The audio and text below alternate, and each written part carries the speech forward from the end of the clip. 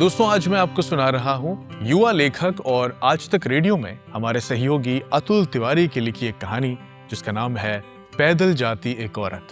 बड़ी इंटरेस्टिंग कहानी है, चलिए शुरू करते हैं। उसकी शक्ल किसी सरकारी अस्पताल जैसी थी। उसकी दुनिया में, उसके आसपास और उसकी दुकान में एक साधारण शांति थी। मैं उस बुढ़िया की तरह दुकानदार बनना चाहता था। सोचता था कि खाने पीने वाली चीजों को बेचने के अलावा दूसरा सुंदर काम कौन सा हो सकता है भला इस दुनिया में। उस बुढ़िया के हाथ खाने पीने की चीजों को तौलते और लपेटते वक्त बहुत फुर्तीले होते थे। उन दिनों मेरी उम्र अंकों में नहीं, आदतों में बदल रही थी। घुटने अब जमीन पर कम छिलते थे और सवाल ज्यादा भीतर उठते थे। स्कूल की किताबें भारी लगने लगी थीं और बुआ के किस्से गहरे। उसी उम्र में जब जिंदगी बहुत नाजुक लय में धड़कते हुए डर और लालसाओं के बीच हाथ पैर मारती है, मैं बुढ़िया बनने वाला ही होता था कि हमारे घर पर बुआ आ जाती थी। फिर मैं बुआ बनना चाहने लगता था। बुआ भी जितने दिन रहती थी उतने दिन मुझे कुछ और नहीं बनने देती थी। बुआ सेब को बजा कर खरीदती थी, केले को जड़ से नहीं फुनई से जांच करती थी। छोटे और दानेदार खीरे खरीदती थी और लौकी में नाखून धसाती और रास्ते में चलते हुए ढेले कंकड़ सड़क से हटाते हुए चलती थी। ये उसने बाबा से सीखा था। वो बताती थी कि जयपुर सजा धजा सा लगता है, कलकत्ता देर से जागता है, भोपाल आराम से सांस लेता है और कानपुर जल्दबाजी में जीता है। बुआ के पास फूफा के सुनाए किस्से थे। बेटी को दूध पिलाते हुए वो मुझे किस्से सुनाती थी, तरह तरह के किस्से। ये दादी की शैतान, सियार और लोमड़ी की कहानियों से ज्यादा दिलचस्प होते थे। बुआ का ब्याह नहीं हो रहा था, इसलिए बाबा ने साधु का भेष धारण कर लिया था। घर में दादी भी थी, टीवी भी थी और टीवी में मैं गानों का इंतजार करता था। लेकिन जाने कैसे बार बार स्लीवलेस पार्वती आ जाती थी टीवी पर, जिसे प्रणाम करते हुए दादी भी हिचकने लगी थी। इस सब के अलावा घर के सामने इंडिया मार्ग का नल के पास एक अमरूद का पेड़ भी था, मेरी ही तरह दुबला पतला। मैं किसी तरह पैर फंसाकर उस पर चढ़ तो जाता था, पर पके हुए अमरूदों तक नहीं पहुंच पाता था। वो मेरे शरीर और हाथों की लंबाई से बहुत ऊपर थे। खाली हाथ उतरने की बजाय मैं कच्चे, छोटे और सख्त अमरूदों को तोड़ लाता था और सबकी नजरें बचाकर दांतों से खुरचता था। ये पेड़ बुआ ने ही लगाया था। बुआ मेरे हाथ में कच्चे अमरूद देखकर चिढ़ जाती थी और पेड़ से पके अमरूद उतार कर मुझे खिलाती थी। ब्याह के बाद बुआ कम आती थी। मैं उसके आने का इंतजार भी भूल जाता था। लेकिन जब वो आ जाती थी तो मैं बुढ़िया की दुकान और अपने आप को भी भूल जाता था। बुआ चश्मा लगाती थी और 31 की उम्र में भी 19 की लगती थी। देखने में वो अपने पति का विलोम थी। उसका पति यानी कि मेरा फूफा 1 क्विंटल से अधिक का वजनी आदमी था, पनेड़ी होठों और लाल डोरी आंखों वाला आदमी। शादी के 1.5 साल बाद उसने एक बेटी मुनमुन को जन्म दिया और उसके 3 महीने बाद फूफा ने उसे मुनमुन समेत हमारे घर भेज दिया। मैं बहुत खुश था, पर बुआ कुछ अजीब लगने लगी थी। मुझे अभी ठीक से याद तो नहीं आ रहा था, पर मैंने मां को फुसफुसाते हुए सुना था कि उस पर फूफा ने रात में उस पर हाथ उठाया, उसे बालों से घसीटा था। उसके बाद बुआ लगभग 2 साल तक यहीं रही थी हमारे घर पर। मुनमुन से बचा हुआ समय वो मुझ पर खर्च करती थी। हालांकि मैं भी बड़ा हो रहा था। मुझे कुछ दूसरी सोहबतें भी आकर्षित करने लगी थी। इन 2 बरसों में फूफा बुआ और मुनमुन से मिलने तो आते थे, लेकिन साथ नहीं ले जाते थे। नौकरी और रोजगार का बहाना मार जाते थे। पहले बुआ जितनी खुली थी, बाद में उतनी ही बंद होती चली गई। वो अब कम बोलती थी, ज्यादा छुपाती थी। हालांकि बुआ बहुत दिन अकेले भी नहीं रह सकती थी, क्योंकि उसके पास बहुत थोड़ा सा अतीत था। कुछ दिन बाद फूफा वापस आए। समझाने के कुछ घंटों के बाद वो बुआ और मुनमुन को ले गए। अगले कई महीनों बाद जब सुबह बुआ आई, उस सुबह मेरा गणित का इम्तिहान था, मुझे याद है। वापस आकर पता चला कि उस सुबह की पिछली रात उसे फिर से मार पड़ी थी। उसकी जबान कट गई थी और उसके पेशाब से खून भी आ गया था। लेकिन मुनमुन उसकी गोद में और ज्यादा सिमट गई थी। उस रात उससे एक और भी नहीं खाया जा रहा था। उस रात बुआ को बुखार भी था और वो कुछ बड़बड़ा भी रही थी। उस रात अंधेरे में मैंने उसका चेहरा देर तक देखा था। उस रात मैं चाहता था कि आंख बंद करके सो जाऊं और जब सुबह सोकर उठूं तो सब बुआ के सारे घाव ठीक हो जाएं। उन दिनों हमारे गांव में पत्नियां किसी वजह से नहीं बल्कि आदत की तरह मारी जाती थी। कभी बच्चे ना पैदा करने पर, कभी बेटी पैदा करने पर वो सोमवार से रविवार तक पिट ही रही होती थी। तीज त्योहार और करवा चौथ पर, शादी की सालगिरह पर, कभी बीच सड़क पर तो कभी बिस्तर पर वो आज्ञाकारी होकर, अवज्ञाकारी होकर पिट ही रही थी। वो कभी दहेज के लिए, कभी प्रेम के लिए, या कभी मेरी बुआ की तरह यूं ही बस पिट रही थी। इस बीच बुआ मुनमुन और फूफा के साथ मायके आती रहीं, जाती रहीं। शायद फूफा ने उसे मारना बंद भी कर दिया था, या बुआ ने शायद किसी को बताना बंद कर दिया था। बुआ की उंगलियों को देखकर उन सूचनाओं पर यकीन होता था कि नए आलू तेजाब से धोए जा रहे हैं। यकीन होता था कि मार खाकर चुपचाप रिश्ता निभाया जा सकता है। यह भी यकीन होता था कि सारा दिन आधी रोटी टूंग कर भी जिंदा रहा जा सकता है। फूफा मेरे लिए एक संदिग्ध आदमी थे। फूफा को देखकर डर नहीं लगता था। डर बाद में लगता था जब वो कमरे से निकल जाते थे तब। उनकी आवाज ऊंची नहीं होती थी, पर उनके आने से घर की सारी आवाजें नीची हो जाती थी। फूफा संदिग्ध थे। उनका चेहरा, उनकी हरकतें, उनका परिधान भी संदिग्ध था। जहां तक मैं जानता हूं वो हमेशा किसी शॉर्टकट की खोज में रहते थे। उन्होंने जुआ खेला, सिनेमा की टिकट ब्लैक की, मेरे बाप को फर्जी बीमा बेचा और बुआ के गहने तो बेचे ही बेचे। बचपन में मैं सोचता था कि जिस दिन मैं कमाने लायक हुआ, फूफा को जूतों से मारूंगा और उनकी टांग तोड़ दूंगा मैं। लेकिन बढ़ती उम्र के साथ मेरी नजर में भी सब कुछ अपनी सामान्य गति से चलने लगा। बुआ मार खाने की आदी हो गई थी और हम उसे घायल देखने के। बुआ पैसे बचाने के लिए पैदल ही चलती थी। वो रिक्शा नहीं करती थी। मैंने उसे जब भी देखा पैदल चलते ही देखा। वो रिक्शे के पैसे बचाकर मुनमुन के लिए फ्रॉक खरीदती थी। टेम्पो का किराया बचाकर अपने लिए ब्लाउज की कतरन जुटाती थी और पति के दिए हुए घाव छिपाती थी। एक दिन फोन आया और पता चला कि बुआ अस्पताल में भर्ती है। बाहर है मार खाकर। फूफा का घर जो है वो बस्ती रेलवे स्टेशन के पास ही था। वो रात में शराब पीकर प्लेटफॉर्म पर उन्होंने किसी सिपाही को पीटकर उसकी वर्दी छीनी थी और फिर वर्दी पहनकर वो सिपाही बन गए थे। और उसी बस्ती रेलवे स्टेशन के पास में एक रेड लाइट एरिया भी था, जहां से हाल ही में पुलिस ने 19 औरतों को उठाया था। उनमें ज्यादातर वो अधेड़ औरतें थीं जो इस पेशे से रिटायर हो चुकी थीं और सड़कों पर पान, कॉन्डम या चाय बेचती थीं। स्टेशन के पास भिखारियों और दलालों से जमकर वसूली की फूफा ने, और फिर घर जाकर बुआ को पीटा। इन 2-2.5 सालों में बुआ मां से होने वाली थोड़ी बहुत कहासुनी और पाटीदारों के तानों को झेलने और टालने लगी थी।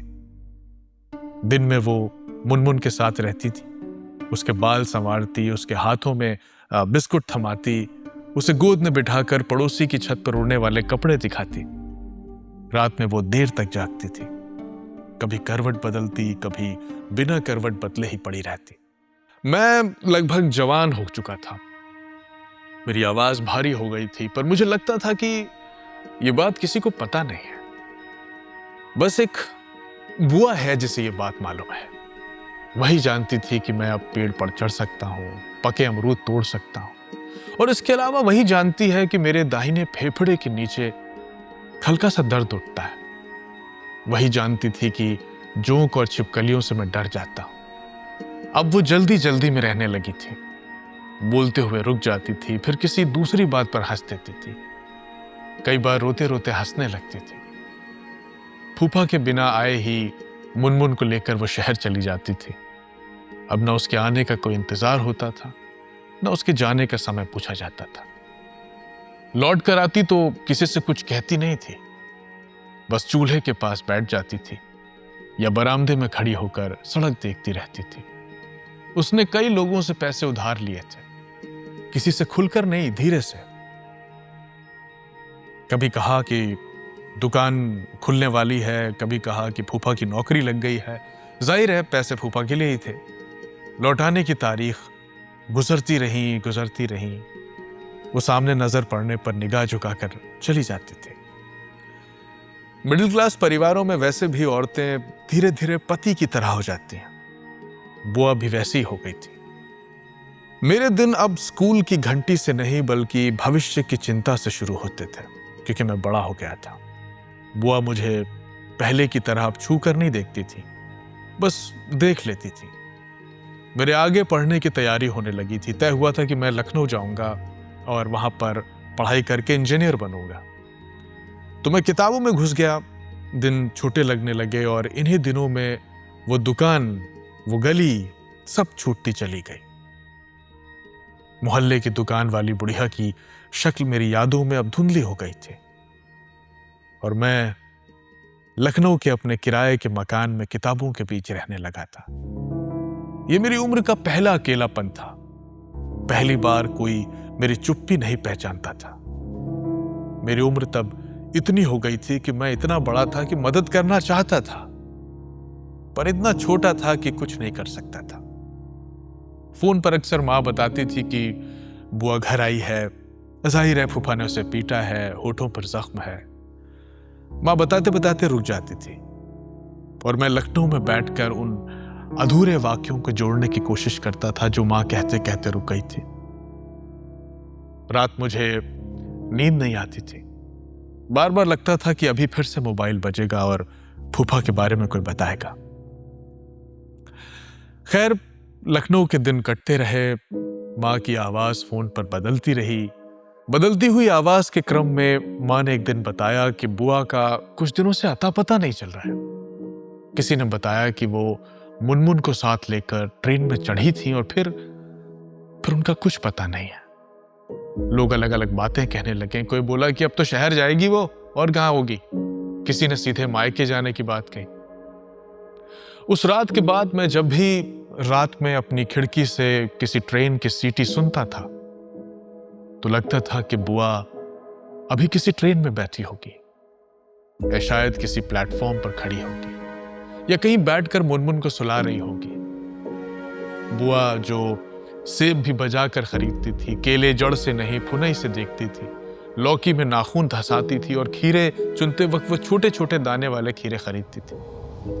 और वो जो बाबा की तरह चलते वक्त रास्ते से ढेले कंकड़ हटाती जाती थी और मेरे बालों में उंगलियां फेर कर मेरे स्कूल का हाल चाल लेती थी, वो बुआ, वो अब कहां थी कोई नहीं जानता था। बुआ ही थी जिसे पता रहता था कि मैं क्या छुपा रहा हूं। उसे यह भी पता रहता था कि कौन सी बात नहीं पूछनी है। बहरहाल दिन गुजरते रहे, महीने गुजरते रहे, पूरा साल गुजर गया, पर बुआ नहीं मिली। किसी ने यह भी नहीं कहा कि मिल जाएगी। अब खोजते वक्त मैं जगहों के नाम नहीं जोड़ता, बस जगह जोड़ता जाता हूं। अस्पताल के बाहर, स्टेशन के पास, सिनेमा घर की पिछली सीढ़ियों पर, भीड़ से थोड़ा हटकर। कभी कभार किसी औरत को देखकर कदम अपने आप धीमे पड़ जाते हैं। कदकाठी हालांकि वो नहीं होती, पर फिर भी एक पल के लिए रुक जाता हूं। फिर सोचता हूं कि शायद वो ट्रेन में चढ़ी हो और पहुंच ही ना पाई हो जहां पहुंचना हो, या शायद वो ट्रेन में चढ़ी ही ना हो, या कहीं किसी गलत स्टेशन पर उतर गई हो सकता है उसके पास से वो पर्ची खो गई हो जिस पर मेरा पता लिखा हो, या हो सकता है वो पता भूल गई हो लेकिन आना मेरे पास ही चाहती हो, या कहीं वो और जाना चाहती हो, जयपुर, कलकत्ता, कानपुर। मुझे कुछ भी नहीं पता कि वो कहां है। और मुनमुन वो बोझ की तरह नहीं थी ना। बुआ उसे तो छोड़कर जा ही नहीं सकती कहीं। लेकिन उसे लेकर भी तो नहीं ठहर सकती। कभी कभी मैं मुनमुन के लिए सोचता हूं कि वो जहां पहुंची होगी उसे पता ही नहीं होगा कि वो वहां कैसे पहुंची। मैं रोज खोजता हूं उसे। कभी कभार लगता है कि बुआ शायद अस्पताल के बाहर झाड़ू लगाती हुई दिख जाएंगी, या शायद उसने किसी सिनेमा घर में सफाई का काम पकड़ लिया। मुझे बस वो मिल जाए, एक बार वो दिख जाए, कहीं चूड़ी गुटखा बेचती हुई या कहीं भीख मांगती हुई भी चलेगी, बस दिख जाए, या यही पता चल जाए कि वो मर चुकी है। नहीं, बुआ मर नहीं सकती। वो कोई पढ़ी लिखी नहीं थी, लेकिन पागल भी नहीं थी। वो हो सकता है उसका भरोसा दुनिया से उठ गया, लेकिन वो जिंदा रहने की मिसाल थी। मेरी स्मृतियां मेरा पीछा नहीं छोड़ रही थी। बुआ को खोजते हुए मैं हर बीते समय से गुजरता हूं, उस बच्चे से, उस लड़के से और उस आदमी से भी जो उसे बचा नहीं सका। कभी कभार मैं खुश भी होता हूं कि वो कम से कम फूफा से मार तो नहीं खा रही है। लेकिन वो मार क्यों खाती थी? क्या वो पति की नाराजगी लेकर अगले जन्म में कोढ़ी नहीं बनना चाहती थी इसलिए? उसने जिससे भी मदद मांगी, जहां भी गई, उसे क्यों बताया गया कि मार खाना ही उसकी किस्मत है? क्या उसके साथ कोई हादसा हो गया? बड़े शहर किसी भी बड़ी घटना को निकल जाते हैं। कभी कभी यह भी ख्याल मेरे भीतर उठता है और उठते ही काटने लगता है कि कहीं वो किसी रेड लाइट एरिया के मोड़ पर तो नहीं अटक गई है। ये सोचते ही मैं खुद से नजर नहीं मिला पाता हूं। मन करता है कि इस ख्याल पर सिर को दीवार से पटक लूं, खुद को खींच खींच कर थप्पड़ मारूं। मैं अपने भीतर चिल्लाता हूं, साल बीतने को है, लेकिन बुआ नहीं मिली। जिस दिन वो मिलेगी, आप मेरा कहा लिख कर रख लीजिए। वो जहां भी गई होगी, पैदल पैदल पांव पांव गई होगी। बुआ ने रिक्शा नहीं किया होगा।